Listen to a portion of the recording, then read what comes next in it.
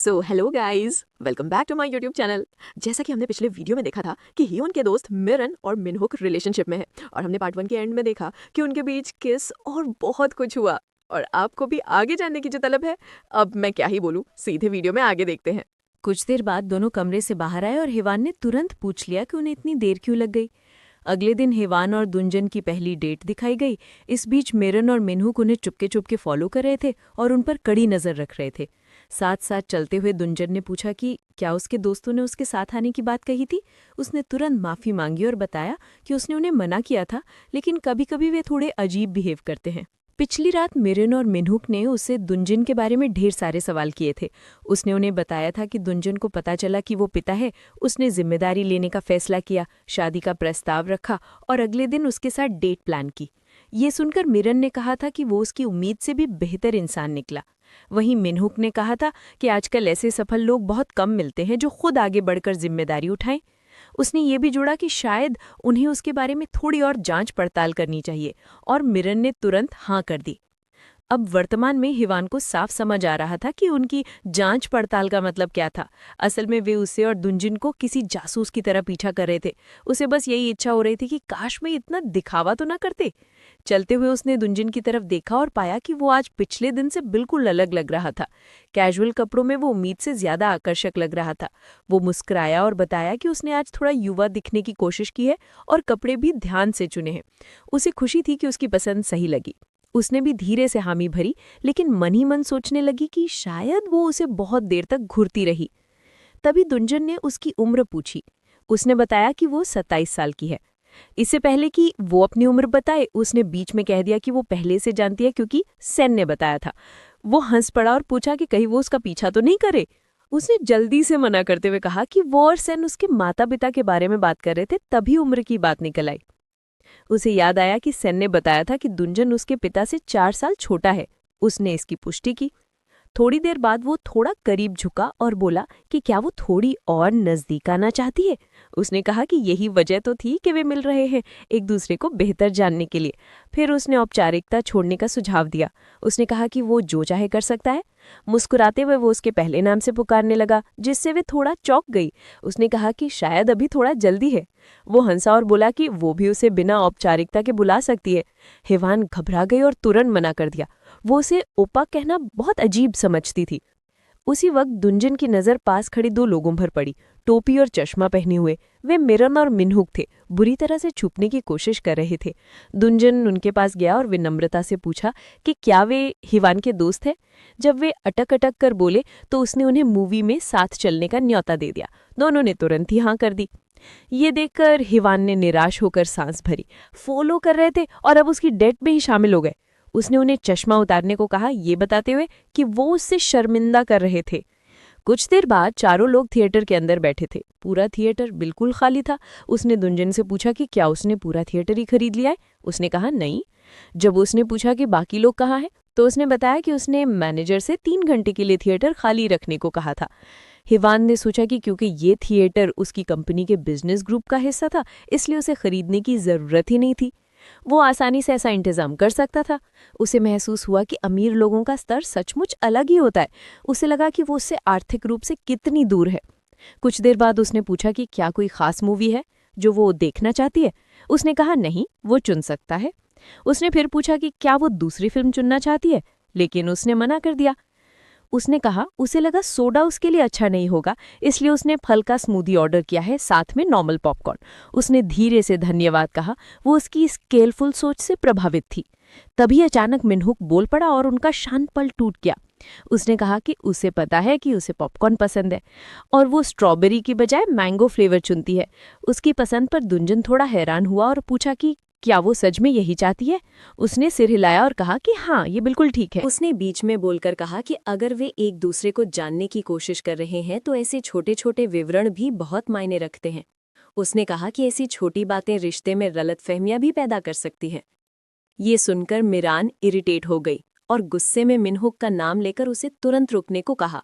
घबराकर वो चुप हो गया। मिरान ने उसे याद दिलाया कि हुआन एक बड़ी लड़की है और खुद का ख्याल रख सकती है।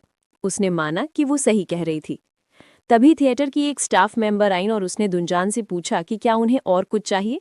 उसने विनम्रता से मैंगो जूस और चीज़ पॉपकॉर्न मांगा और कहा कि जो भी सबसे पॉपुलर मूवी है वही चला दें।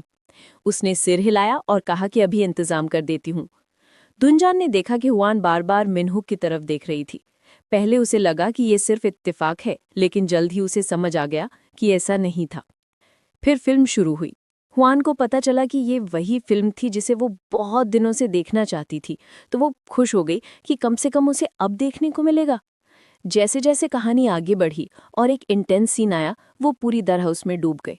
खलनायक ने जब मुख्य किरदार पर बंदूक तानी तो उसकी आंखें डर से फैल गईं और उनमें आंसू आ गए। लेकिन उससे पहले कि वो हिंसक सीन देख पाती, दुंजन ने अचानक झुककर उसके आंखों पर हाथ रख दिया।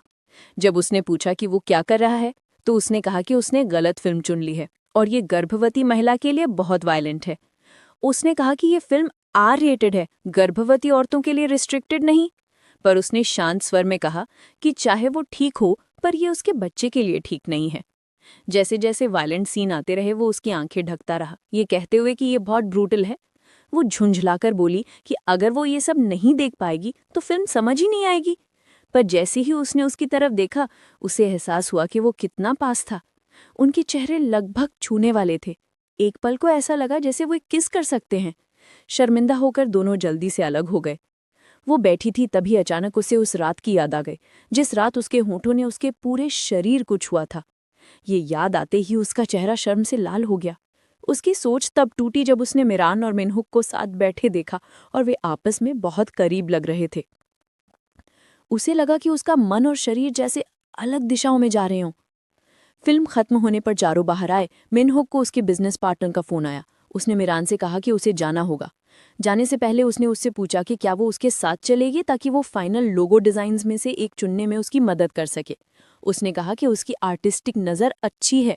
मिरान मुस्कुराई और आत्मविश्वास से कहा कि ये काम उस पर छोड़ दे। दोनों चले गए।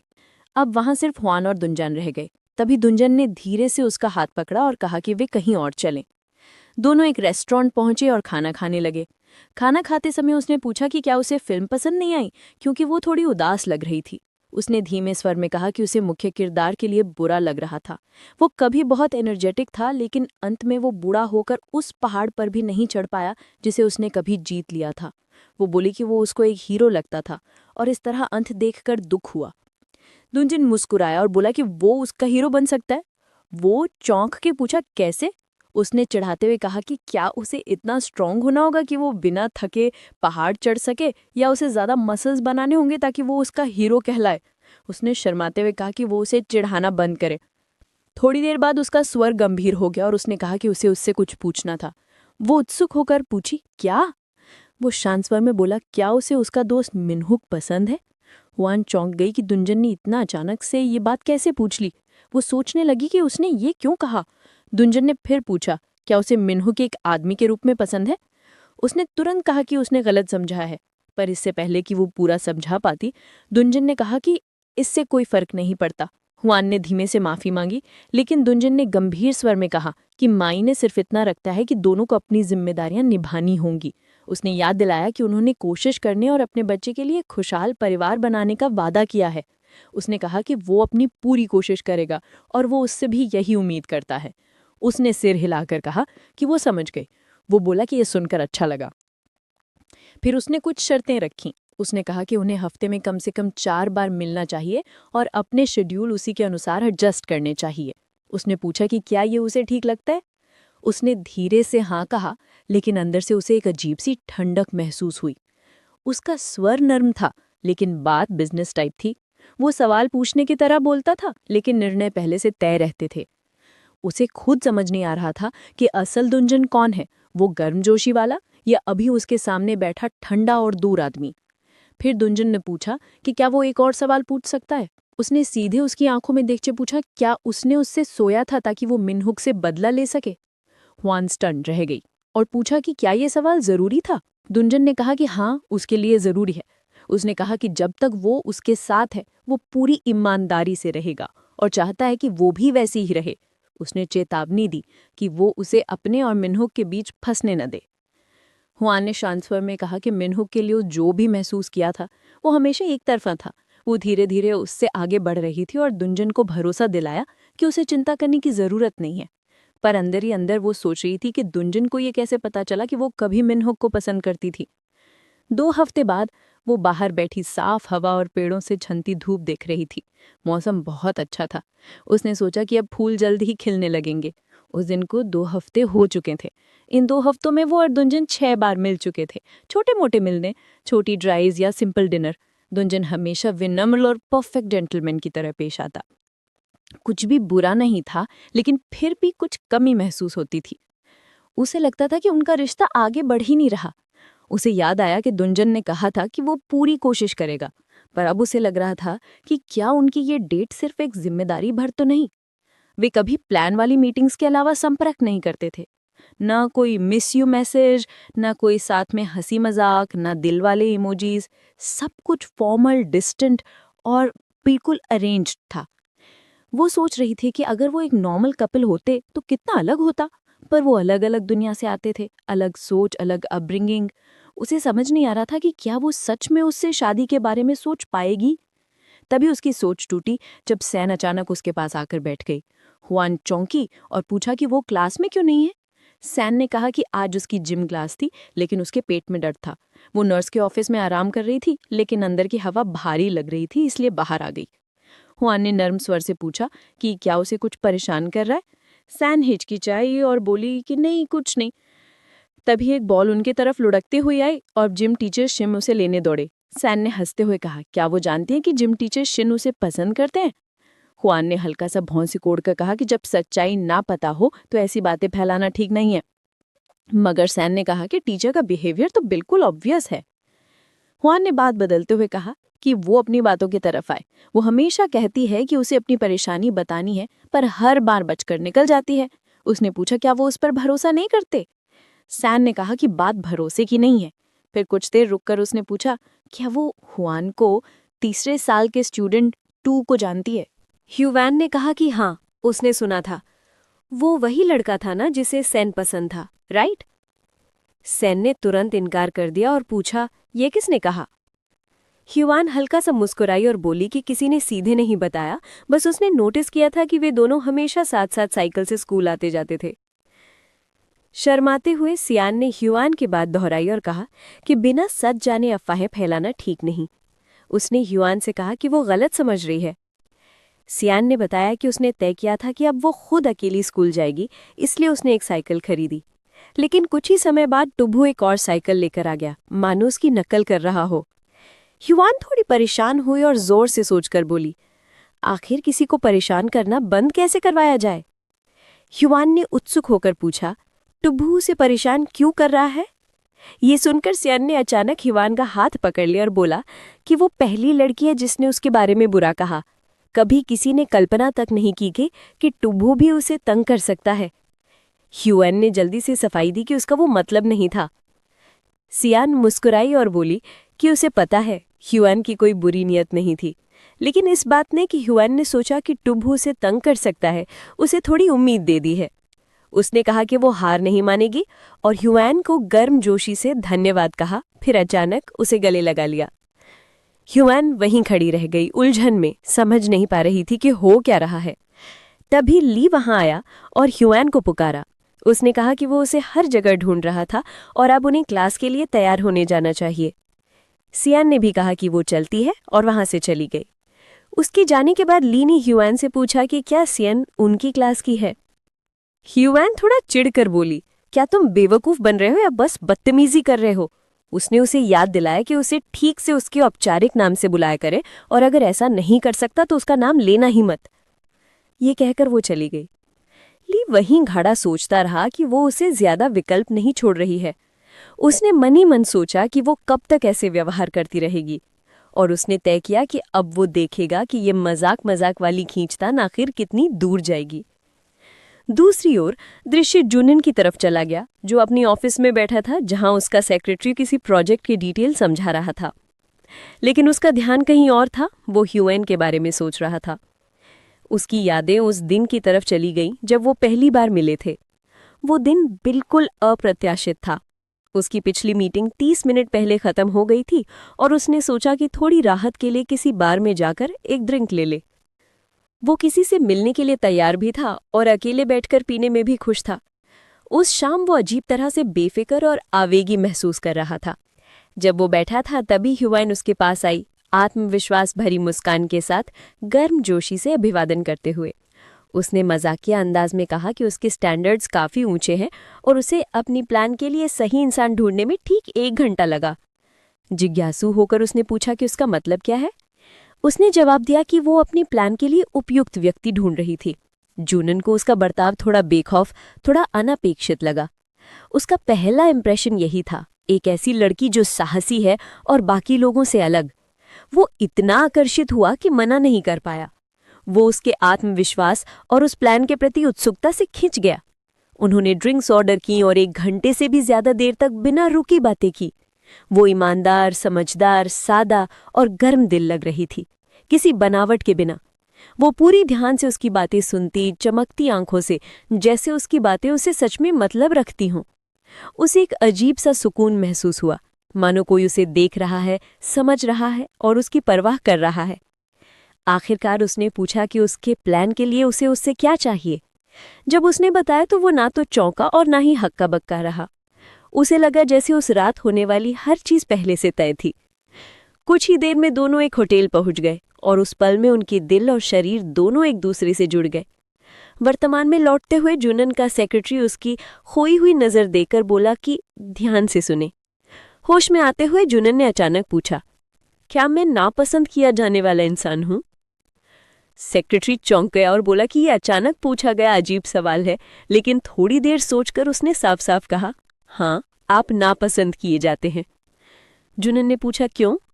सेक्रेटरी ने समझाया कि भले ही उसकी तेज और गणनापूर्ण सोच एक एग्जीक्यूटिव के लिए अच्छी है, लेकिन एक सीधे बॉस के लिए नहीं। पहले वो छोटी छोटी देरियों पर भी गुस्सा हो जाता था और अब जब भी चीजें उसकी इच्छा के मुताबिक नहीं होती हैं तो वो मीटिंग्स रद्द या आगे बढ़ा देता है। टीम उस पर दबाव में है और उसकी अवास्तविक उम्मीदों का पूरा करने की कोशिश कर रही है। डनजुन ने सेक्रेटरी से कहा कि बस इतना काफी है। वो समझ गया है, भले ही सेक्रेटरी ने थोड़ी बढ़ा चढ़ाकर कहा हो। थोड़ी देर रुककर उसने फिर पूछा, इस बार क्या वो एक आदमी के तौर पर भी नापसंद किया जाता है, सिर्फ एक बॉस के रूप में नहीं? सेक्रेटरी उलझन में पड़ गया और पूछा, क्या इसे लेकर वो सच में परेशान है? उसने कहा कि डनजुन आज अजीब बर्ताव कर रहा है, क्या हुआ है? डनजुन ने थककर सांस छोड़ी और कहा कि उसे खुद नहीं पता उसके साथ क्या हो रहा है। उसे ऐसा लगता है जैसे बारिश रुकने के बाद वो एक ऐसा छाता हो जिसका अब कोई इस्तेमाल नहीं, एक बेकार सी चीज बस कहीं पड़ा हुआ। उसने सेक्रेटरी की तरफ देखा और धीरे से पूछा, क्या तुम जानते हो कि बारिश रुकने के बाद एक छाता समेट दिया जाता है और वो कैसा महसूस करता होगा? सेक्रेटरी समझ नहीं पाया। उसने पूछा, इसका मतलब क्या है? डनजुन ने समझाया, जब बारिश होती है कोई छाता लेकर चलता है तो वो थोड़ी देर के लिए काम आता है, लेकिन जैसे ही बारिश रुकती है वही छाता बोझ बन जाता है, बस रास्ते में पड़ने वाली चीज। और वो खुद को बिल्कुल उसी तरह महसूस कर रहा था। सेक्रेटरी ने हैरानी से उसे देखा और पूछा कि आखिर कौन उसे ऐसा महसूस करवा सकता है? फिर अचानक उसे समझ आया। उसने घबराकर पूछा, क्या वो हीवान की बात कर रहा है? क्या उसने उसे ये कह दिया कि वो बेकार है? डनजुन ने सिर हिलाया, उसने ऐसे शब्द नहीं कहे। फिर उसने पूछा, क्या मैं बूढ़ा हो रहा हूँ? सेक्रेटरी ने आधा मजाक करते हुए पूछा, क्या कम से कम उसने तुम्हें बूढ़ा तो कहा? डनजुन ने कहा, नहीं, ऐसा भी नहीं कहा। सेक्रेटरी ने लंबी सांस ली और कहा कि उसे तो लगता है कि हीवान को वो पसंद ही नहीं। उसने ये भी कहा कि शायद वो उसे कुछ गिफ्ट देकर उसका ध्यान जीत सकता है। उसे खरीद लेना उससे पीछा करने से आसान होगा। डनजुन ने सोचा वो गिफ्ट्स की बारिश नहीं करता, बस छोटी छोटी चीजें देता है जो उसे पसंद हो, लेकिन हर बार हीवान साफ कर देती है कि उसे ये सब असहज लगता है। वो जानता था कि उसके पास इतनी दौलत है कि वो उसे कुछ भी खरीद कर दे सकता है, लेकिन उससे उसे कोई फर्क नहीं पड़ता। इसलिए उसने सोचना शुरू किया कि वो असल में क्या कर सकता है जिससे वो उसका ध्यान कमाए। बाद में उसने श्यान को कॉल किया और पूछा कि हीवान को क्या पसंद है। कॉल के बाद उसे पता चला कि हीवान को स्पाइसी राइस केक्स बहुत पसंद है। जब उसने ये सेक्रेटरी को बताया तो वो जोर से हंस पड़ा। हंसते हंसते उसने कहा, सच में?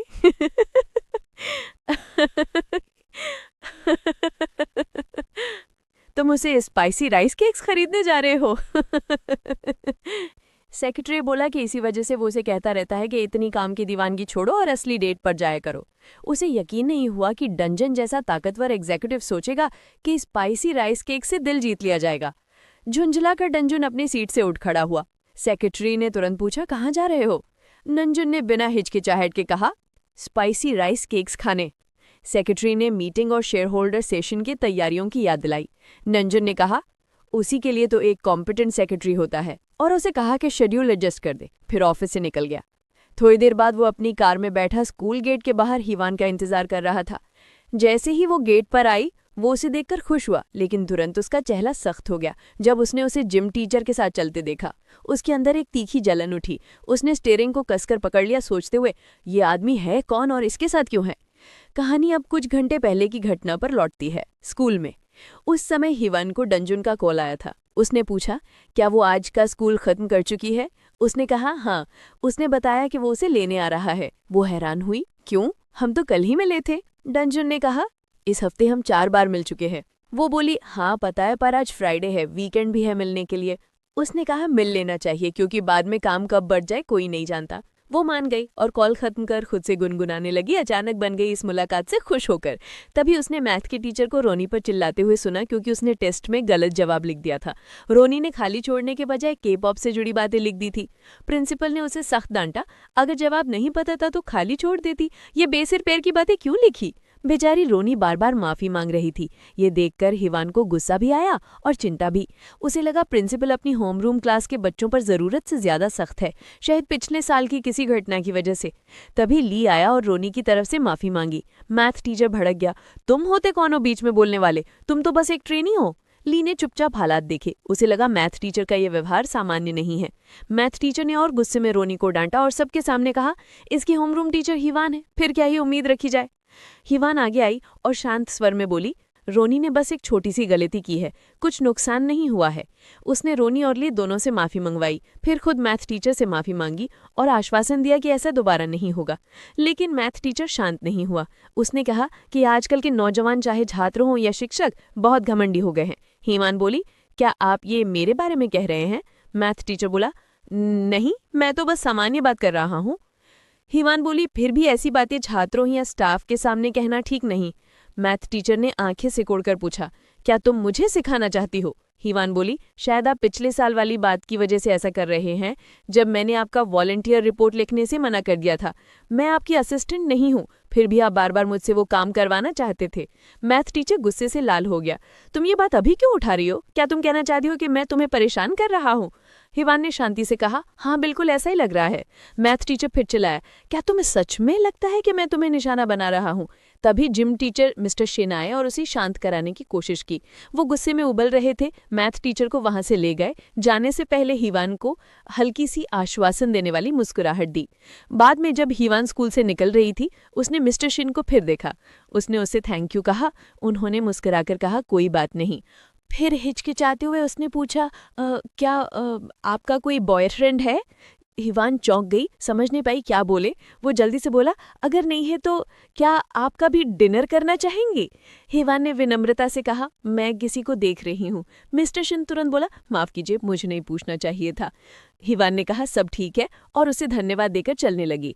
उसी वक्त किसी ने दूर से उसका नाम जोर जोर से पुकारा। उसका दिल धक से रह गया। वो डंजन था। सबके सामने वो उसे बार बार पुकार रहा था, इतनी जोर से कि पूरा स्कूल सुन सके। वो शर्म से जम गई। ये क्या कर रहा है? क्यों चिल्ला रहा है? क्यों भागता हुआ आ रहा है? मिस्टर शिन ने हैरानी से पूछा, क्या वो आदमी चेयरमैन डंजन नहीं है? क्या वही है जिससे आप मिल रही हैं? हिवान शर्माते और घबराते हुए जल्दी से बोली, मैं चलती हूँ, आपका दिन अच्छा हो, और तुरंत वहां से निकल गई। उसके दिमाग में लगातार यही चल रहा था कि डंजन पूरी तरह अपना आपा खो चुका है। वो आखिर कर क्या रहा है और इस तरह उसकी तरफ क्यों आ रहा है? वो अभी उसके पास पहुंच भी नहीं पाई थी कि उसका पैर एक पत्थर से अटक गया और वो लड़खड़ाकर आगे की तरफ गिरने लगी। ठीक उसी पल डंजन तेजी से उसकी तरफ भागा और उसे पकड़ लिया। आसपास खड़े सभी लोग रुक गए और उन्हें देखने लगे।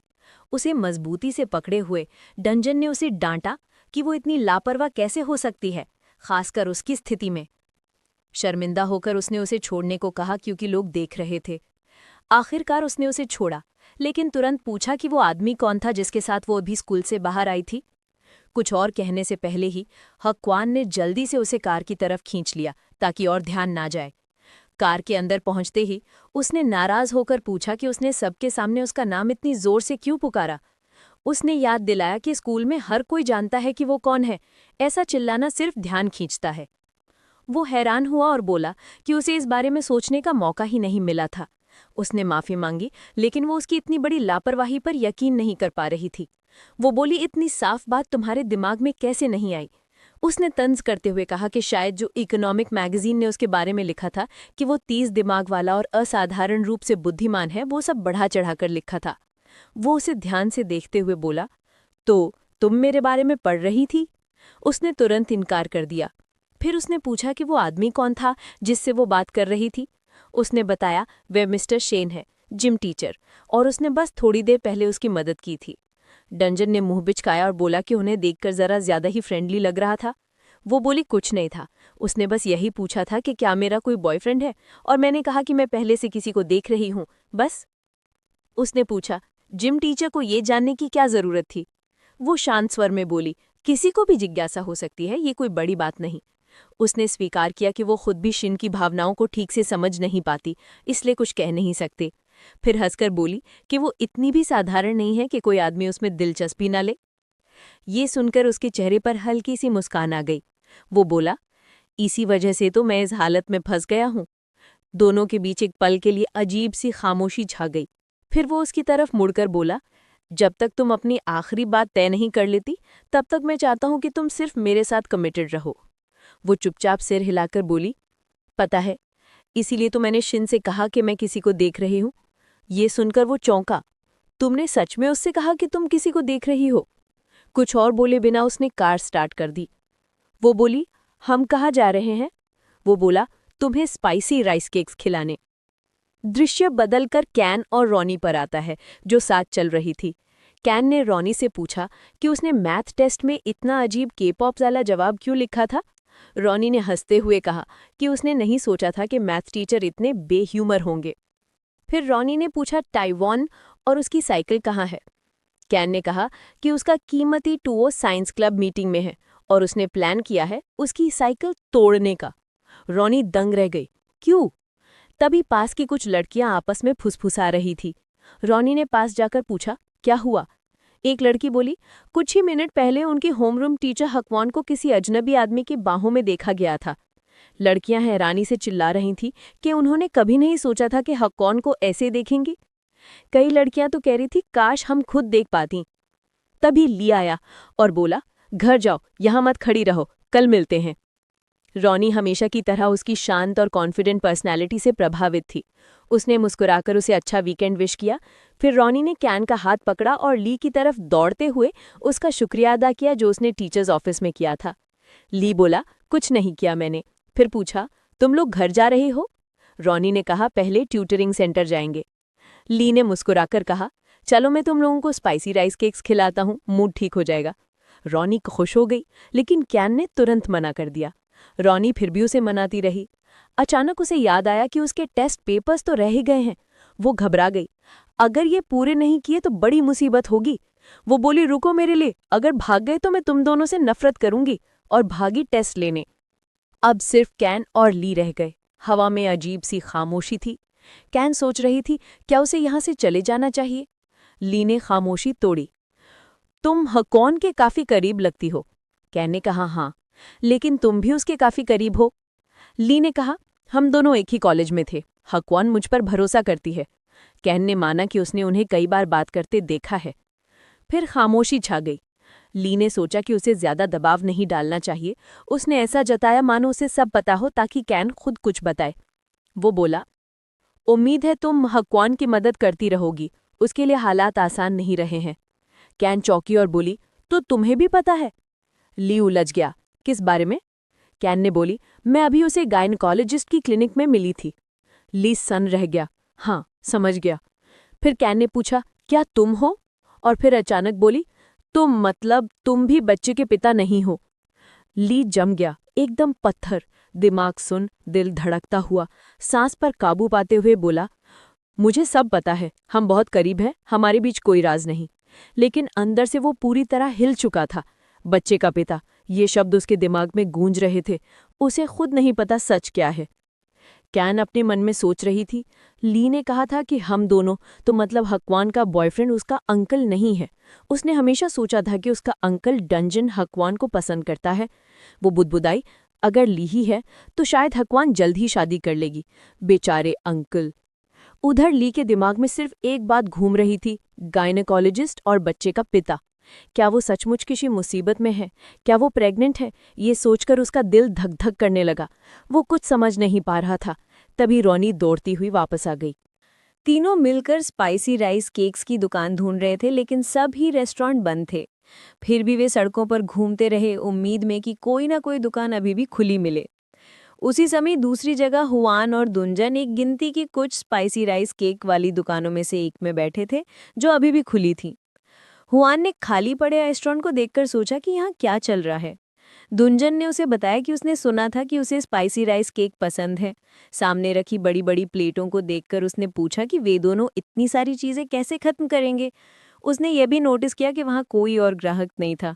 शक होते ही उसने पूछा कि क्या उसने पूरा रेस्टोरेंट किराए पर ले लिया है। उसने शांत होकर स्वीकार किया कि हाँ, उसी ने कराया है। हुआन ने मन ही मन सोचा कि ऐसी भव्य हरकतें उसे हमेशा असहज कर देती हैं।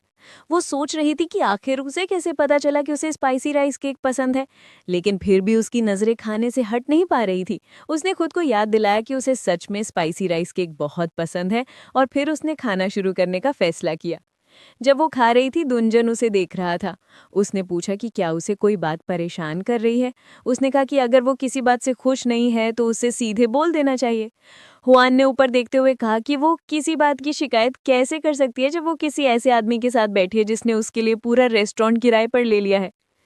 दुंजन हल्का सा मुस्कुराया और बोला कि ऐसा लग रहा था जैसे वो अपनी चॉपस्टिक से उसे छेद कर रही हो। उसने कहा कि वो बस बेवजह सोच रहा है, लेकिन वो फिर भी बोला कि उसे सच सच बताना चाहिए कि परेशानी क्या है। आखिरकार उसने गहरी सांस लेकर कहा कि वो सिर्फ इसलिए बोलेगी क्योंकि वो बार बार पूछ रहा है। उसने कहा कि उसे आगे से पूरा रेस्टोरेंट ऐसे किराए पर नहीं लेना चाहिए। उसे किसी पर अपनी दौलत का असर दिखाने की ज़रूरत नहीं है, खासकर तब जब इससे दूसरों को दिक्कत हो। उसने याद दिलाया कि उसके कई छात्र यहाँ खाना आते हैं, और अगर वो खाना नहीं खा सकते तो ये गलत होता। उसने पूछा कि क्या उसने इस बारे में सोचा भी था। दुंजन ने धीरे से कहा कि उसने सोचा था। उसने समझाया कि उसे बस इसी दुकान से स्पाइसी राइस केक खरीदने थे क्योंकि उसने सुना था कि यहाँ सबसे अच्छे मिलते हैं, और वो चाहता था कि वो उन्हें एंजॉय करे। ये सुनकर हयुवन का दिल नर्म पड़ गया। उसे लगा कि आज उसमें कुछ अलग था, कुछ ऐसा जो उसके दिल को अनायासी धड़कने पर मजबूर कर रहा था। शायद उसने सोचा कि वो इतना बुरा नहीं था जितना वो समझती थी। फिर दुंजन ने गंभीर होकर कहा कि अगर उसे इस तरह की बातें पसंद नहीं तो उसे एक फैसला करना होगा। उसने कहा कि अगर वो चाहती है तो वे बिना हिचक के और खुलकर मिल सकते हैं, सिर्फ एक दूसरे के दोस्त बनकर। हयुवन मन ही मन सोचने लगी कि शायद यही सब वो चाहता है, जूनेल के लिए एक अच्छा परिवार बनाना, और वो तभी संभव था जब शादी की बात आगे बढ़ती। लेकिन जैसे ही उसने एक और निवाला खाया, सारी सोच धीरे धीरे गायब हो गई। खाना इतना स्वादिष्ट था कि वो कुछ और सोच ही नहीं पाती। वो मुस्कुराए बिना नहीं रह सकी। स्पाइसी राइस केक सच में बहुत स्वादिष्ट थे। दुंजन उसे खाते हुए देखता रहा। उसके चेहरे पर एक नर्म सी गर्माहट तैर उठी। खाना खत्म करने के बाद दोनों कार में बैठे और घर की ओर चल पड़े। कार में अभी भी मसालेदार खाने की खुशबू भरी हुई थी। दुंजन को याद आया कि उसकी गुजारिश पर बचे हुए खाने को फेंकने के बजाय पैक कर दिया गया था। उसका उसे इतना सादगी पसंद और बचत पसंद स्वभाव बहुत प्यारा लगा। हालांकि वो चाहता था कि शायद वो उसकी इस खास तैयारी पर मुस्कुराए, लेकिन ऐसा नहीं हुआ। फिर भी उसे उसके गुस्से से चेहरे के साथ राइस केक खाते हुए देखना उतना ही प्यारा लगा। रेस्टोरेंट छोड़ने के बाद दुंजन उसे सीधा घर नहीं ले जाना चाहता था। वो कार को दूसरी दिशा में मोड़ के चल पड़ा। आमतौर पर हयुवन कभी उससे नहीं पूछती थी कि वे कहाँ जा रहे हैं, लेकिन आज वो असामान्य रूप से शांत थी, अपने विचारों में खोई हुई। काफी देर तक भी शहर की रोशनी और रात की खूबसूरती के बीच चुपचाप चलते रहे। ड्राइव करते हुए उसे उनकी पुरानी बातें याद आने लगी। वो रात, उसकी छुअन, उसके होंठों की गर्माहट। हर बार जब वो उसे अनजाने में होंठ छूते देखता, उसके अंदर एक हल्की सी बिजली दौड़ जाती, जैसे वो फिर से किशोर लड़का बन गया हो। वो भी खुद नहीं समझ पा रहा था कि वो क्या महसूस कर रहा था। जब उसे पता चला था कि वो प्रेग्नेंट है और उसने अचानक शादी करने का फैसला किया था, उसे लगा वो ये सिर्फ जिम्मेदारी की वजह से कर रहा है।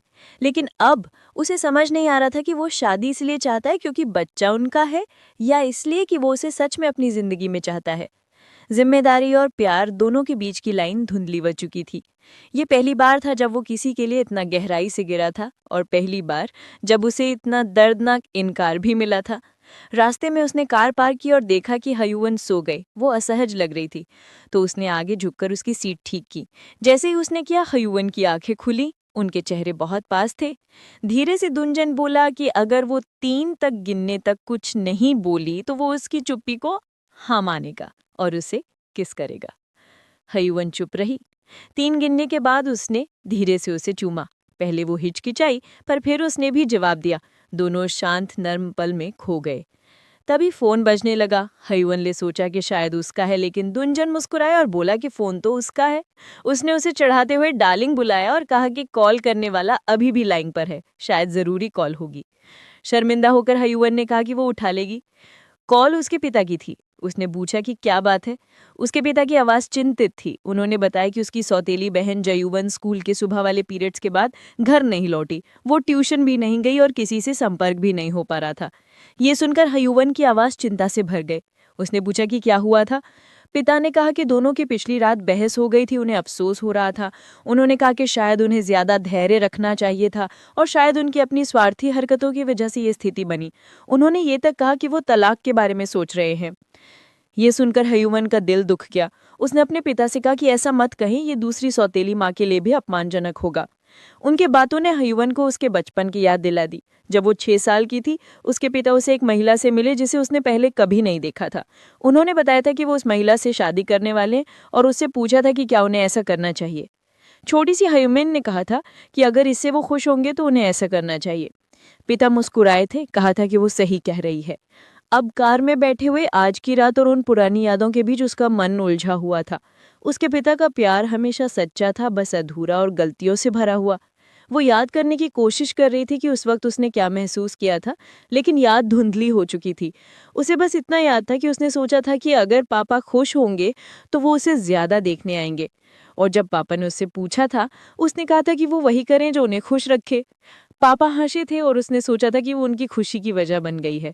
उसे पता नहीं था कि उसकी बात का असली असर कोई मायने नहीं रखता था। उसे पता नहीं था कि उसकी पहली सौतेली माँ पहले से ही उसकी सौतेली बहन को गर्भ में लिए हुए थी, पर तब वो इतनी छोटी थी कि उसे समझ नहीं आया। जो भी वो चाहती थी, उसके पिता पहले ही अपने नए परिवार पर प्यार लुटाने का फैसला कर चुके थे। जैसे उसकी माँ कहा करती थी, उसके पिता के भीतर बहुत सारा प्यार था। लेकिन दुख की बात ये थी कि उसे वो प्यार कभी पूरी तरह नहीं मिला। वो उसे अक्सर मिलने नहीं आते थे और धीरे धीरे उसने उनकी दूसरी शादी को एक सामान्य बात की तरह स्वीकार कर लिया, एक ऐसी चीज जिस पर उसका कोई नियंत्रण नहीं था। वर्तमान में वापस आते हुए उसके पिता ने फोन पर उसे फिर से धन्यवाद कहा और याद दिलाया कि शादी की रस्म अगले दिन दोपहर को अलायंस वेडिंग हॉल में होगी। उसने कहा कि वो जानती है। फिर उन्होंने बताया कि उसे जून से संपर्क करने की कोशिश करनी चाहिए क्योंकि जून उसकी बात सबसे ज्यादा सुनती थी। उसने वादा किया कि वो बात करेगी। उन्होंने फिर धन्यवाद कहा, माफी मांगी और पूछा कि वो कैसी है। उसने कहा कि वो ठीक है, कल मिलेगी और कॉल काट दी। उसके पास बैठे दुंजान ने पूछा कि कौन था। उसने बताया, उसके पिता। फिर उसने पूछा कि क्या उसके माता पिता दूर रहते हैं, और उसने धीरे से समझाया कि उसके माता पिता का तलाक तब हुआ था जब वो सिर्फ 4 साल की थी। उसकी माँ तब से अकेली रहती आई थी और अब उसके पिता अपनी तीसरी पत्नी से शादी करने की तैयारी कर रहे थे। वो बोली कि उसकी 2 सौतेली छोटी बहनें हैं, लेकिन इस वक्त उसके पिता छोटी वाली से संपर्क नहीं कर पा रहे थे। माफी मांगते हुए उसने कहा कि उसे एक और कॉल करनी होगी। उसने तुरंत जून के नंबर मिलाया और पूछा कि वो कहाँ है। जून ने बताया कि वो हुइविन के अपार्टमेंट के सामने खड़ी है। हैरान होकर हुआन ने पूछा कि उसने पहले फोन क्यों नहीं किया। जून ने बस कहा कि वो करने ही वाली थी कि उसी वक्त हुआन का कॉल आ गया। उसने कहा कि वो तुरंत नीचे आ रही है। दुंजन की ओर मुड़कर उसने कहा कि उसे जाना होगा और वो कार से उतर गई। जैसे जैसे वो आगे बढ़ी, उसके मन में भारीपन उतरता गया। उसे लगा जैसे उसकी सारी भावनाएं थक चुकी हैं। अभी अभी जब उसने थोड़ी उम्मीद महसूस की थी, तभी हकीकत ने उसे याद दिला दिया कि आखिर में वो हमेशा अकेली ही रह जाती है। वो ज्यादा दूर नहीं गई थी कि दुंजन कार से उतरा और उसे आवाज देकर बुलाया। उसने उसके हाथ में वही राइस केक के डिब्बे थमा दिए जो वे रेस्टोरेंट से लाए थे। नरम मुस्कान के साथ उसने पूछा कि क्या वो उसे अपनी बहन से मिलवाने नहीं आ रही थी। उसने बस कहा कि डिब्बे दे दो और चले जाओ। उसके चेहरे को देखकर उसने धीरे से कहा कि उसकी आंखें थोड़ी सूजी हुई लग रही हैं, और अगर उसे पता होता कि वो इतनी उदास हो जाएगी तो वो उसे फोन उठाने ही नहीं देता। हुआन भीतर से हिल गई। उसने तो उसे नहीं बताया था कि वो उदास है, और फोन पर बात करते वक्त भी उसने अपना चेहरा और आवाज पूरी तरह सामान्य रखी थी। फिर भी ये आदमी उसकी भावनाएं उससे पहले महसूस कर लेता था। ये बात वो खुद भी नहीं समझ पा रही थी। कुछ देर बाद जून वहां पहुंची और दुनजान को जिज्ञासा से देखने लगी। मासूमियत से उसने पूछा कि क्या वो उसकी बहन का बॉयफ्रेंड है। दुनजान मुस्कुराया और हल्के अंदाज में कहा कि वो आदमी है जो उसकी बहन से शादी करना चाहता है। हुआन को उसी क्षण पछतावा हुआ कि उसने उन्हें मिलवाया। उसे लगा उसे उसके पूछने पर मना कर देना चाहिए था। बाद में हुआन के अपार्टमेंट में जून उत्साह से भरी हुई थी। वो बार बार कह रही थी कि उसे यकीन नहीं हो रहा कि वो दिहान ग्रुप के प्रेसिडेंट से मिली है, और ये कि वो शायद उसका भावी जीजा भी हो सकता है। हुआन ने तुरंत कहा कि अभी कुछ तय नहीं हुआ, लेकिन जून ने मुस्कुराकर कहा कि अभी नहीं का मतलब कभी नहीं होता। जून ने बताया कि स्कूल की वर्षगांठ होने के कारण उसकी छुट्टी है और वो दुनजान की कंपनी जाकर उससे लंच खरीदवाने वाली है। हुआन ने नाराज होकर पूछा कि ऐसा क्यों। जून ने बताया कि दुनजान ने उसे अपना बिजनेस कार्ड दिया था जो बिल्डिंग में पास की तरह इस्तेमाल हो सकता है, और उसने कहा था कि वो कभी भी आ सकती है। हुआन ने उसे मना किया और कहा कि अगर वो गई तो उसके नतीजे अच्छे नहीं होंगे। फिर उसने पूछा कि उसने अपने पिता से झगड़ा क्यों किया था। जून ने बताया कि उसे लगता था कि उसके पिता ने उसे धोखा दिया है। वो जानती थी कि पिता को अपनी जिंदगी जीनी है, लेकिन वो ये स्वीकार नहीं कर पा रही थी कि वो दोबारा शादी कर रहे हैं। उसने याद किया कि उसकी माँ के गुजरने के बाद उसके पिता कितने टूट गए थे और कैसे उन्होंने उसके सामने भी रोया था। और अब जब उन्होंने डिनर पर अपनी नई मंगेतर को खाना परोसा था, वही छोटा सा पल उसके दिल में गहरे घाव की तरह लगा था। उसकी आवाज दर्द से कांपने लगी और उसकी आंखों से आंसू बहने लगे। हुआन ने शांति से उसे देखा। ये वही दर्द था जो वो खुद बहुत पहले महसूस कर चुकी थी। जून रोते हुए बोली कि उसकी माँ को गुजरे अभी 2 साल भी नहीं हुए और उसके पिता का प्यार इतनी जल्दी कैसे बदल सकता है। वो समझ नहीं पा रही थी कि उनकी माँ के अस्पताल में हर दिन रहने वाले पिता आज इतना कैसे बदल गए। हुआन ने चुपचाप सोचा कि वो इस दर्द को बहुत अच्छे से समझती है।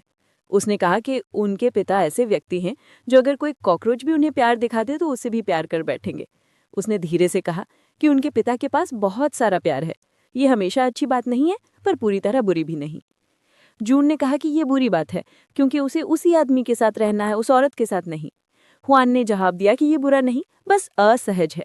उसने उसे याद दिलाया कि उसने खुद कहा था कि वो औरत अच्छी लगती है, और ये कि पिता किसी और को प्यार दिखा रहे हैं इसका मतलब ये नहीं कि वो अपनी माँ से प्यार नहीं करते। उसने कहा कि उनके पिता बस ऐसे इंसान हैं जो अपने दिल की सुनते हैं पर अपनी भावनाओं की जिम्मेदारी भी लेते हैं, और इस बात का सबसे बड़ा सबूत ये है कि वो दोनों बहनें सारी मुश्किलों के बावजूद आज भी एक दूसरे के इतने करीब हैं। जुन ने हिचकिचाते हुए कहा कि उसने सुना था कि हुआन की माँ और पिता के बीच सब कुछ ठीक नहीं था। हुआन ने मुस्कुराकर कहा कि शायद ये सच है, लेकिन इसका मतलब ये नहीं कि वो एक दूसरे से प्यार नहीं करते थे। जून ने पूछा कि हुआन को धोखा महसूस नहीं हुआ था जब उनके पिता ने उसकी माँ के बाद दोबारा शादी की। हुआन ने कहा कि वो तब बहुत छोटी थी, इसलिए वो ऐसे भाव नहीं समझ पाई थी, और वैसे भी उसके पास अपने पिता के साथ ज्यादा यादें ही नहीं थीं, इसलिए उसे वही दर्द नहीं हुआ जो जून महसूस कर रही थी। माहौल हल्का करने की कोशिश में जून ने राइस केक के डिब्बों की तरफ इशारा करके मजाक में कहा कि लगता है हुआन ने पूरा रेस्टोरेंट ही खाली करा दिया। फिर हंसते हुए कहा कि दुंजन ने उसके लिए इतना खाना खरीदा, वो आदमी वाकई कमाल है। फिर शरारत से बोली कि वो ये सब खुद खा जाएगी। अचानक उसने पूछा कि हुआन को लगता है कि दुंजान अगले दिन शादी में आएगा। हुआन ने कहा कि वो बहुत व्यस्त आदमी है, पर जून ने सिर हिलाते हुए कहा कि उसे नहीं लगता कि वो आएगा। लेकिन अगले दिन वेडिंग हॉल में दुंजान सचमुच आ गया। हिवान ने जैसे ही उसे देखा उसका दिल हल्का सा धड़क उठा। उसने मन ही मन सोचा कि उसे तो बहुत व्यस्त होना चाहिए था, फिर भी वो वहां था। इससे पहले कि वो कुछ कह पाती, ज़्विन ने उसे देख लिया और जोर से पुकारते हुए उसे अपनी बहन का भविष्य का पति कह दिया। घबराकर हिवान ने तुरंत अपनी बहन का मुंह ढक दिया और फुसफुसाकर कहा कि अगर उसने ऐसा दोबारा कहा तो उसे पछताना पड़ेगा। फिर वो जल्दी से दुंजन के पास गई, उसका हाथ पकड़ा और बोली कि उसे उससे प्राइवेट में बात करनी है। अंदर ही अंदर वो पूरी तरह गड़बड़ा चुकी थी। उसे समझ नहीं आ रहा था कि इस आदमी के साथ वो आखिर कर ही क्या। उसी समय उसके पिता की बहन यानी उसकी आंटी सामने आ गई और बहुत प्यार से उसका स्वागत किया। उन्होंने दुंजन को देखा तो उनकी आंखें चमक उठी। उन्होंने पूछा कि ये उसके साथ खड़ा इतना हैंडसम नौजवान कौन है। दुंजन ने विनम्रता से मुस्कुराते हुए खुद का परिचय दिया, मैं हिवान का बॉयफ्रेंड हूँ। ये सुनकर हिवान को सचमुच झटका लगा। उसकी आंटी ने हैरान होकर बॉयफ्रेंड दोहराया और पूछा कि क्या ये सच है, लेकिन उसके जवाब देने से पहले ही आंटी खुश होकर बोली कि वे दोनों उसके साथ चले। हिवान अंदर ही अंदर घबरा चुकी थी। उसे यकीन नहीं हो रहा था कि उसने ऐसा क्या कह दिया। ये बहुत खराब था क्योंकि उसके पापा के रिश्तेदारों में सबसे ज्यादा बातूनिया अगर कोई था तो वो यही आंटी थी। अपनी आदत के मुताबिक आंटी ने तुरंत दुंजन को हॉल में मौजूद हर रिश्तेदार से मिलवा दिया। वो गर्व से सबको बता रही थी कि वो हिवान का बॉयफ्रेंड है। इतना ही नहीं, वो खुश होकर उसे अपने हाथों से खाना भी खिलाने लगी।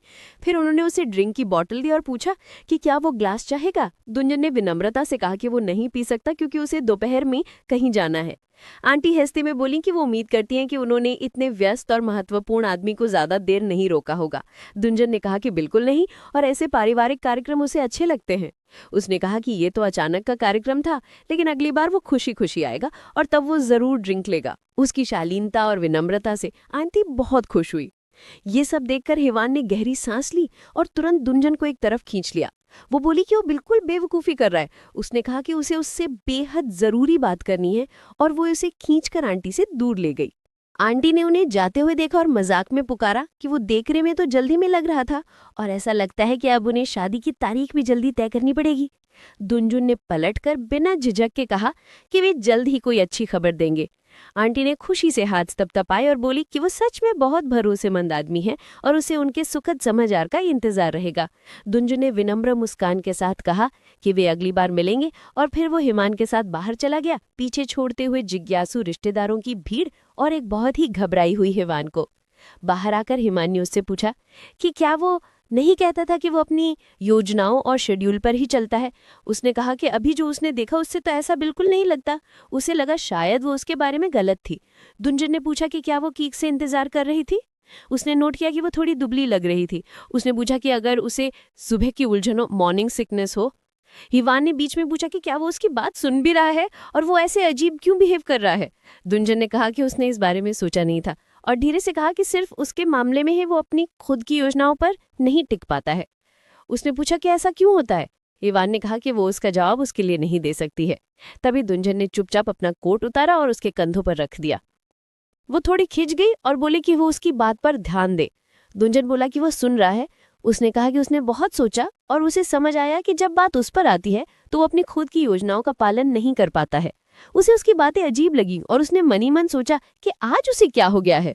अगले दिन सेन और तायू साथ चल रहे थे। तायू ने उसे जल्दी चलने को कहा वरना वो देर कर देगी। सेन ने कहा कि उसके पैर में दर्द है और तायू पहले चला जाए, वो खुद आ जाएगी। तायू ने चिढ़ाते हुए कहा कि क्या वो उसके साथ बैठना इतना नापसंद करती है कि बहाना बना रही है। उसने कहा कि उसे पता है कि वो झूठ बोल रही है। सेन हैरान हो गई कि उसे कैसे पता चला। उसने सोचा कि शायद वो उसे नए नए तरीकों से चिढ़ा रहा है। फिर उसने पूछा कि क्या उसके पैर में सचमुच इतना दर्द हो रहा है। सेन ने उसका नाम लेकर कहा कि उसे पता है कि वो बहुत पॉपुलर है, पर उसने फिर से पूछा कि क्या उसके पैर में सचमुच दर्द हो रहा है। उसने सुझाव दिया कि स्कूल के बाद वो उसकी माँ के हॉस्पिटल जाकर दिखा सकते हैं। फिर अचानक विषय बदलते हुए सेन ने कहा कि वो उसके पैर को भूल जाए और ये बताए कि उसे किस तरह की लड़की पसंद है। वो उसे गर्लफ्रेंड ढूंढने में मदद कर सकती है। उसने कहा कि उसे स्कूल किसी पसंद की लड़की के साथ आना चाहिए। उसने ये भी पूछा कि कल जो लड़की उसे देखने आई थी क्या वो उसकी पसंद की है। तायू पलटा और बोला कि उसकी पसंद की लड़की के छोटे बाल होंगे, बड़ी भूरी आंखें होंगी और जब वो मुंह बनाती है तब भी प्यारी दिखती होगी और उसकी लंबाई यहीं तक होगी। कहते हुए उसने हल्का सा इशारा किया। सेन हंस पड़ी और बोली कि ये तो बहुत खास विवरण है। उसने कहा कि वो जरूर किसी को पसंद करता है और उसे बताना चाहिए ताकि वो मदद कर सके। उसने कहा कि शर्माने की जरूरत नहीं। तायू बस सिर्फ मुस्कुराया और बोला कि वो जो चाहे सोचे। इतने में ही रॉनी दौड़ते हुए आई और दोनों को हंसते हुए गुड मॉर्निंग कहा। तायू को देखते हुए वो हल्का सा लाल भी हो गई। तायू ने जल्दी से कहा कि वो पहले जा रहा है और वहां से निकल गया। रॉनी ने सन से कहा कि तायू कितना हैंडसम है और उसके बारे में सब कुछ परफेक्ट है। सेन ने मजाक करते हुए पूछा कि क्या रॉनी इतनी दूर सिर्फ उसे देखने आई है। रॉनी ने सिर हिलाया और कहा कि वो एक बड़ी खबर लेकर आई है और वो इंतजार नहीं कर सकती थी। उसने सेन से कहा कि शौक मत होना, उसने सुना है कि हमारे होमरूम टीचर प्रेग्नेंट है। सैन पूरी तरह चौंक गई। रॉनी ने कहा कि उसे भी यकीन नहीं हुआ था क्योंकि टीचर का तो कोई बॉयफ्रेंड भी नहीं है। सैन ने पूछा कि उसे ये खबर कहाँ से पता चली। रॉनी ने कहा कि शायद पिछली बार जो आदमी टीचर को लेने आया था वही उनका बॉयफ्रेंड हो। हालांकि टीचर ने कभी किसी रिश्ते के बारे में कुछ नहीं बताया था। उसी समय सैन अचानक चिल्लाई और पूछा कि रॉनी ने ये खबर आखिर सुनी कहाँ। रॉनी हड़बड़ाकर कहा कि सैन उस पर गुस्सा क्यों कर रही है और बताया कि उसने ये बात स्टूडेंट टीचर ली से सुनी थी जो फोन पर बात कर रहा था। सैन ने तुरंत पूछा कि रॉनी ने ये बात किसी और को भी बताई है। रॉनी ने कहा कि उसने 2 क्लासमेट्स को बताया है। ये सुनकर सैन तुरंत दौड़ पड़ी। रॉनी ने उसे पुकारा कि वो कहाँ जा रही है, पर उसने जवाब नहीं दिया। तायू ने उसे दौड़ते हुए देखा और पूछा कि क्या हुआ, लेकिन उसने उससे भी कुछ नहीं कहा। वो सीधे ली की ओर भागी और उससे कहा कि क्या वे कहीं प्राइवेट में बात कर सकते हैं। ली शांत था और बोला कि जरूरत नहीं है, ये खबर वैसे भी जल्द ही स्कूल में फैल जाएगी। उसने पूछा कि ऐसी क्या बात है जो वो सबके सामने नहीं कह सकती। सैन ने दुखी होकर पूछा कि वो ये जानबूझकर करेगा। वो बोला शायद। उसने पूछा कि वो ऐसा क्यों करेगा, जबकि उसने खुद कहा था कि वो हवान का काफी करीब है। ली ने शांत स्वर में कहा कि अफवाहें बहुत ताकतवर होती हैं, वे आसानी से बढ़ चढ़कर फैल जाती हैं और सच से बिल्कुल अलग मुड़ जाती हैं। उसने कहा कि आगे की बातें बताना भी मुश्किल है और उसे यकीन है कि वो वैसी उलझी और गंदी बातें सुनना भी नहीं चाहेगी। फिर उसने कहा कि उसे एक मीटिंग में जाना है और सलाह दी कि वो भी जल्द ही अपनी कक्षा में लौट जाए। अकेली रह गई सैन गुस्से और पछतावे में भर उठी। उसकी आंखें आंसुओं से भर गई। उसे लग रहा था कि ये सब उसी की गलती है। अगर वो चुप रहती तो शायद कुछ भी इतना बिगड़ता नहीं। उसी समय हुआन वहां आई और धीरे से उसे पुकारा। उसे देखते ही सैन रो पड़ी और माफी मांगने लगी। बाद में प्रिंसिपल के ऑफिस में हुआन चुपचाप खड़ी रही, जबकि प्रिंसिपल गंभीर स्वर में बात कर रहा था। उसने पूछा कि क्या उसे पता है कि स्कूल में क्या चल रहा है और वो इन दिनों कैसा व्यवहार कर रही है। वो जानना चाहता था कि चीजें इतनी कैसे बिगड़ गईं कि उसके बारे में ऐसी अफवाहें फैलने लगी। हुआन ने सिर झुका ली और माफी मांगी। प्रिंसिपल ने पूछा कि अगर अफवाहें झूठी हैं तो वो उन्हें झुटला क्यों नहीं रही। उसने कहा कि उसे सच्चाई जाननी है और उसे चाहिए कि वो इन बातों को स्कूल से बाहर जाने से पहले हर हाल में रोक दे। उसने चेतावनी दी कि अगर ये बातें बाहर गईं तो इससे उसकी प्रतिष्ठा तो बर्बाद होगी ही, स्कूल की छवि को भी भारी नुकसान होगा। उसने याद दिलाया कि ये एक प्रतिष्ठित अकेडमी है जिसकी स्थापना देहान फाउंडेशन ने की है और इसमें ज्यादातर अमीर घरों के बच्चे पढ़ते हैं। अगर ये फैला कि यहाँ कोई बदचलन महिला टीचर काम करती हैं तो माता पिता हंगामा खड़ा कर देंगे और उसके खिलाफ अनैतिक आचरण की कार्रवाई भी हो सकती है। हुआन ने सिर हिलाकर कहा कि वो समझ गए। प्रिंसिपल ने कहा कि वो जा सकती है। जैसे ही वो बाहर निकली, मैथ्स के टीचर्स बाहर खड़े थे। उन्होंने उसे घृणा से देखा और कहा कि उन्हें पहले से पता था कि वो किसी न किसी स्कैंडल में फंसेगी। उसे शर्मनाक औरत कहा। हुआन बिना कुछ बोले आगे बढ़ गई, लेकिन अंदर सब कुछ टूट रहा था। अफवाहें पूरे स्कूल में आग की तरह फैल चुकी थीं। जहां भी वो जाती, लोग फुसफुसाकर उसी के बारे में बात करते। वो अफवाहों को झुटला भी नहीं सकती थी, क्योंकि ऐसा करना अपने ही बच्चे के अस्तित्व से इनकार करने जैसा होता। झूठ बोलना उसकी आत्मा के खिलाफ था। उसने सोचा कि शायद उसे इस्तीफा दे देना चाहिए। वो जानती थी कि अगर उसने खुद नहीं छोड़ा तो एक दिन उसे निकाल ही दिया जाएगा। लेकिन फिर उसे डर लगा, अगर नौकरी चली गई तो वो अपने बच्चे का पालन पोषण कैसे करेगी? क्या वो कुछ कर भी सकती है? वो सोचों में डूबकर चक्कर खाने लगी। उसी समय ली उसके पास आया और पूछा कि क्या वो ठीक है। उसने कहा कि अगर वो चाहे तो वो आज उसकी कक्षा जल्दी खत्म कर दे या उसे थोड़ा आराम करने दे। वो कमजोर आवाज में बोली कि हाँ, ये ठीक रहेगा, और उसने कहा कि वो सैन को उसके ऑफिस में भेज दे। ली ने सहमति में सिर हिलाया। हुआन को एहसास हुआ कि जो कुछ भी हुआ था उसका संबंध सुबह सैन की हालत से होना ही चाहिए। वो जानती थी कि सैन ऐसी लड़की नहीं जो अफवाहें फैलाए, जरूर कुछ और हुआ होगा। इधर सैन खुद को कोसती रही। उसे लगता था कि ये सब उसकी मूर्खता का नतीजा है और उसने एक ऐसी गलती कर दी जिसकी भरपाई अब कभी नहीं हो सकती। कुछ देर बाद ली फिर उसके सामने आया। इस बार उसके स्वर में कड़वाहट भरी हुई थी। उसने कहा कि वो हमेशा खुद को बहुत शांत, बहुत सही और दूसरों से बेहतर दिखाती है, लेकिन आज वो पूरी तरह टूटी हुई लग रही है। वो स्तब्ध रह गई और बोली कि उसने अभी क्या कहा। ली ने तिरस्कार भरी हंसी से कहा कि उसने उपदेश दिया था कि प्ले बॉय जैसा जीवन मत जियो और उसे सबके सामने अपमानित किया था। लेकिन उसने ठंडे स्वर में कहा कि कम से कम वो प्ले बॉय था, लेकिन उसने कभी किसी लड़की को प्रेग्नेंट नहीं किया। हुआन कांपती हुई बोली कि क्या ये उसने किया है? क्या उसने ही अफवाह फैलाई? ली मुस्कुराया और बोला कि उसने सिर्फ एक फोन कॉल की थी। अगर किसी की गलती है तो उस बेवकूफ लड़की की जो बातें सुनकर खुद को रोक नहीं पाई। उसने कहा कि वो दोष नहीं दे सकती। हुआन की आंखें पा रही और उसने पूछा कि वो उसके साथ ऐसा क्यों कर रहा है। ली की आंखें ठंडी हो गई। उसने कहा कि इसकी फलसफा आसान है, आदमी को वही मिलना चाहिए जो वो डिजर्व करता है। उसने कहा कि कॉलेज के समय मैं और मेरून ने उसे सबके सामने थप्पड़ मारा था और उसके बारे में अफवाह उड़ गई थी कि वो निकम्मा है, औरतबाज है। उसे ब्रेक लेना पड़ा था। कहीं महीनों तक कोई लड़की उससे बात नहीं करती थी, यहाँ तक कि उसके पिता ने भी उसे चुप रहने को कहा था क्योंकि उसने परिवार को शर्मिंदा किया था। ली बोला कि वो उस वक्त से बदला लेना चाहता था और अब उसे टूटते हुए देखकर उसे लगा कि उसकी लंबी प्रतीक्षा रंग लाई है। उसने कहा कि वो दिन के अंत में छात्रों को उसकी जगह छुट्टी दे देगा ताकि वो खुद को संभाल सके। खुआन अकेली रह गई, अंदर से पूरी तरह टूट चुकी थी। अगली सुबह जब वो उठी, उसके मन में एक भारी सा ख्याल आया। उसे स्कूल जाने का मन नहीं था। उसके बारे में फैल रही धूल जैसी अफवाहें रोकने का नाम नहीं ले रही थी। पहली बार एक टीचर बनने के बाद वो क्लास में खड़े होने से डर रही थी। उसकी प्रतिष्ठा सबसे निचले स्तर तक गिर चुकी थी। वो बस इस कड़वी हकीकत से छिपना चाहती थी, पर वो चाहकर भी अपनी स्थिति के बारे में सोच नहीं पा रही थी। दुंजन से उसका रिश्ता प्यार पर नहीं था, लेकिन वो सोच रही थी कि क्या वो दोनों अपने बच्चे के लिए एक ठीक-ठाक परिवार बन सकते हैं।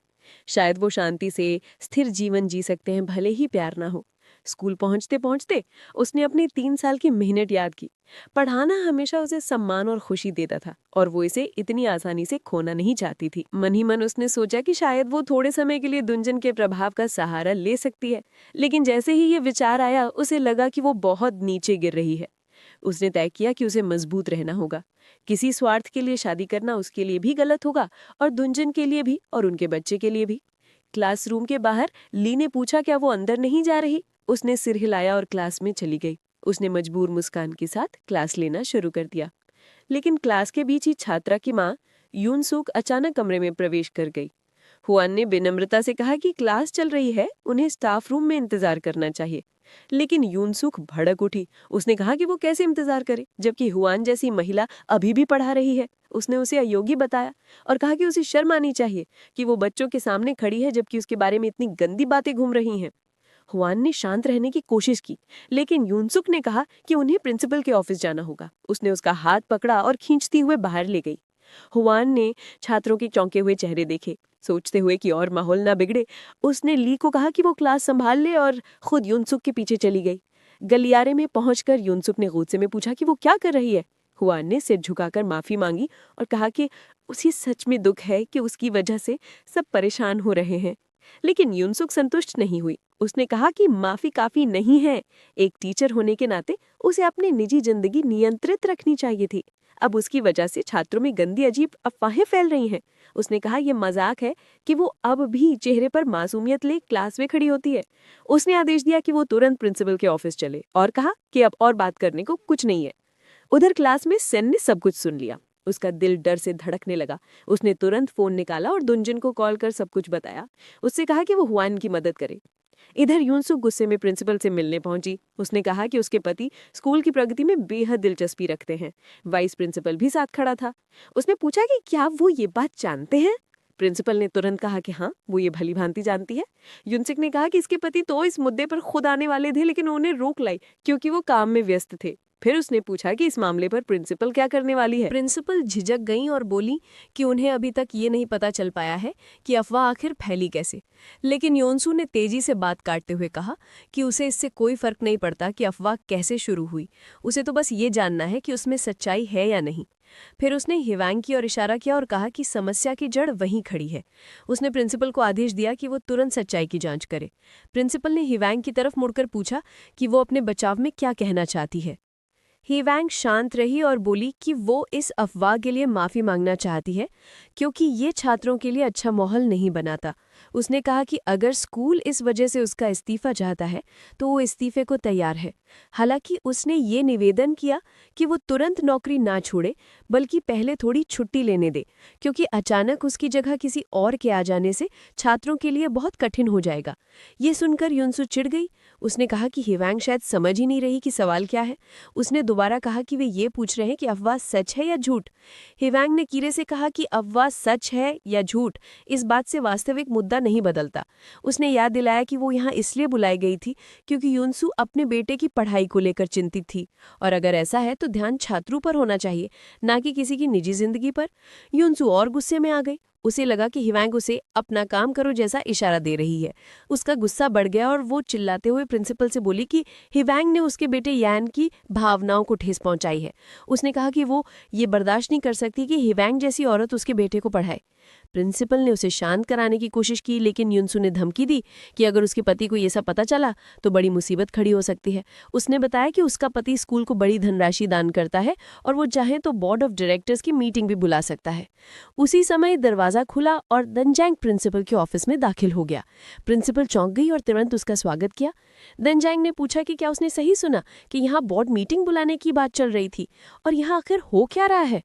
प्रिंसिपल घबरा गई और बोली कि वो पहले बैठ जाए। फिर दनजैंग ने हिवांग की ओर देखकर नरमी से पूछा कि वो ठीक है या नहीं, उसे याद दिलाते हुए कि उसने कहा था कि वो ठीक महसूस नहीं कर रही थी। उसकी बात सुनकर युनसू और प्रिंसिपल दोनों हैरान रह गई। फिर उसने धीरे से हिवांग से कहा कि वो बस उसके साथ जैसा वो कहे वैसा चल दे। उसने अपने सेक्रेटरी की ओर देखा और पूछा कि क्या इस छात्र की माँ यानी युनसू वाकई बोर्ड मीटिंग बुलाना चाहती है। सेक्रेटरी ने कहा कि दनजैंग के शेड्यूल तो मई के अंत तक पूरी तरह भरी हुई है। दनजैंग ने सांस छोड़ते हुए कहा कि अभी किसी चीज़ को बदलना मुश्किल है, खासकर तब जब उनकी शादी अप्रैल में तय हो चुकी है। उसने बताया कि उसने अपने सेक्रेटरी से शादी के लिए भी समय निकालने को कहा था। प्रिंसिपल चौंक गई और दोहराया, शादी? दनजैंग ने शांत स्वर में कहा कि लगता है हिवांग ने अभी तक किसी को बताया नहीं था। उसने कहा कि उसने हिवांग से कहा था कि वो ये बात सबको बता दे क्योंकि अजीब अफवाहें फैल रही थी, लेकिन वो नहीं चाहती क्योंकि उसे लगा कि इससे दूसरे टीचर्स को असहजता होगी। वो हल्का मुस्कुरा और बोला, हिवांग ऐसी ही संवेदनशील है। प्रिंसिपल ने हक्का बक्का पूछा कि क्या वो सच में हिवांग और दनजैंग की शादी होने वाली है। दनजैंग ने पुष्टि करते हुए कहा कि हिवांग इसे जितना हो सके गुप्त रखना चाहती थी। उसे पढ़ाना बहुत प्रिय था और वो डरती थी कि शादी के बाद उसकी स्कूल के पद पर कहीं नकारात्मक असर ना पड़ जाए। प्रिंसिपल ने तुरंत कहा कि ऐसा कुछ नहीं होगा और स्कूल को खुशी होगी अगर भविष्य के चेयरमैन की पत्नी भी यहीं काम करना जारी रखे। दनजैंग ने कहा कि अफवाहों ने उनके प्लान खराब कर दिए हैं और पिछले 2 दिन से हिवांग बहुत तनाव में है। प्रिंसिपल ने सहमति में सर हिला और कहा कि वो इसकी जांच करवाएंगी और पता लगाएंगे कि अफवाह किसने फैलाई। दनजैंग ने शांत स्वर में कहा कि आगे बढ़ाने की जरूरत नहीं है, लेकिन प्रिंसिपल ने कहा कि वे फिर भी सच तक पहुंचेंगी और जिसने ये गंदी अफवाह फैलाई उसे ऐसा सबक सिखाया जाएगा कि वो दोबारा कभी ऐसा ना करे। दनजैंग ने उन्हें रोका और कहा, पहले वे ये जानना चाहते हैं कि युनसू बोर्ड मीटिंग क्यों बुला रही थी। युनसू कुछ पल हकला गई, फिर समझाने की कोशिश की, लेकिन उससे पहले दनजैंग ने पूछा कि क्या इसका संबंध हिवांग से था। उसने कहा कि उसने चोरी से नहीं सुना, लेकिन उसकी आवाज़ इतनी ऊंची थी कि बाहर तक सुनाई दे रही थी। उसने बताया कि उसने डेहान कंपनी का नाम सुना, वही कंपनी जिससे डेहान कंपनी फरवरी में $70 मिलियन के ट्रांसफार्मर प्रोजेक्ट के लिए बात कर रही थी। फिर उसने नरमी से कहा कि ये ऑफिस नहीं, यहाँ व्यापार की बातें नहीं करनी चाहिए और वैसे भी ऐसे कॉन्ट्रैक्ट 1 साल की अवधि के होते हैं। अपनी गलती समझते ही युनसू ने हिवांग से माफी मांग ली। उसने कहा कि उसने सिर्फ अपने बेटे की बात पर भरोसा किया और गलतफहमी में आ गई। उसे एक क्षमा मांगी। हिवांग ने धीरे से कहा कि ठीक है। दनजैंग ने हिवांग की ओर देखकर पूछा कि क्या उसकी भावनाएं आहत हुई। उसने कहा कि उसके लिए अपने छात्रों के सामने खड़ा होना बहुत मुश्किल रहा होगा। हिवांग ने कहा कि वो ठीक है। युनसू ने फिर से सर झुकाया और गहरी माफी मांग ली। उसने कहा कि वो सिर्फ अपने बेटे के स्कूल को लेकर चिंतित थी और बिना सोचे समझे गुस्से में आ गई।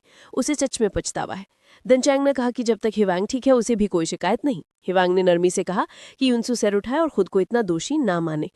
फिर दनजैंग ने प्रिंसिपल की ओर मुड़कर कहा कि अगर और कोई बात नहीं है तो वो हिवांग को साथ ले जाना चाहता है। उसने बताया कि उसके लिए आज की दोपहर की कक्षाएं लेना बहुत मुश्किल होगा और उसे हिवांग से व्यक्तिगत तौर पर भी बात करनी है। प्रिंसिपल ने सहमति दी और कहा कि पिछले 2 दिन शायद उसके लिए बहुत कठिन रहे होंगे। उसने उसे सलाह दी कि वो आज का बाकी दिन छुट्टी ले ले और कल वापस आए। हिवान ने चुपचाप सिर हिला दिया। थोड़ी देर बाद पार्किंग लॉट में दुनजॉन और हिवान दोनों कार में बैठे खामोश थे। लंबी चुप्पी के बाद हिवान ने धीरे से पूछा कि उसे कैसे पता चला और वो स्कूल तक कैसे आया। दुनजॉन ने जवाब दिया कि उसे कनवॉन का फोन आया था। हिवान हैरान रह गई और बोली कि उसने उम्मीद नहीं की थी कि कन उसे फोन करेगी। उसने माफ़ी मांगी कि उसने उसके व्यस्त काम के बीच उसे परेशान कर दिया। उसने उसे मदद करने के लिए धन्यवाद भी दिया, लेकिन साथ ही कहा कि जो झूठ उसने बोला था वो जल्द ही पकड़ में आ जाएगा। दुनजॉन ने पूरे भरोसे से कहा कि ऐसा नहीं होगा क्योंकि वो दोनों अप्रैल में शादी करने वाले हैं। हिवान चौंक गई और बोली कि अप्रैल बहुत जल्दी है, ये मुमकिन नहीं। उसने पूछा कि ये मुमकिन क्यों नहीं है। तब हिवान की आंखें भर आईं। उसने कहा कि उसने इतना बड़ा फैसला अकेले कैसे ले लिया बिना ये जाने कि वो क्या चाहती है। उसने कहा कि अब वो उसे समझ ही नहीं पा रही।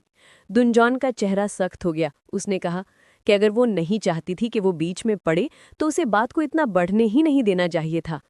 हिवान ने फिर माफी मांगी और कहा कि उसे समझ नहीं आ रहा कि क्या करे, खासकर जब वो गुस्से में होता है। दुनजॉन ने पूछा कि क्या उसे सच में लगता है कि वो इस बात पर गुस्सा था। उसने पूछा कि वो उसके लिए क्या है, क्या वो ऐसा इंसान है जिसे बातें सीधे उसी से सुननी चाहिए या सिर्फ अपनी भतीजी से। हिवान ने धीरे से कहा कि वो हमेशा व्यस्त रहता है, इसलिए वो उसे अपनी परेशानियों में शामिल नहीं करना चाहती थी। दुनजॉन ने पूछा कि क्या उसे उसकी ओर अपने भी जितनी साफ लकीर खींचनी ही थी, उसे बिल्कुल अजनबी जैसा बर्ताव करना जरूरी था। वो बोला कि जो भी हुआ उसे सिर झुकाए उस हाल में देखना उसे तकलीफ दे रहा था।